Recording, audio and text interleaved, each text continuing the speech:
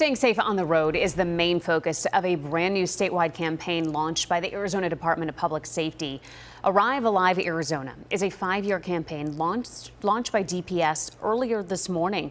The campaign focuses on lowering the number of deadly crashes in the state through communication, education, enforcement, and safety innovation. This is a partnership between DPS, Governor Katie Hobbs, Lyft, and AAA of Arizona. DPS officials say that every driver has an active role in this campaign. Every trip begins with a choice. The choice to slow down, the choice to put the phone away, the choice to buckle up, the choice to never drive impaired. Those decisions may seem ordinary, but every day they determine whether someone makes it back home. That is what Arrive Alive Arizona is all about. The campaign has one main message for the drivers: every life counts, every mile matters.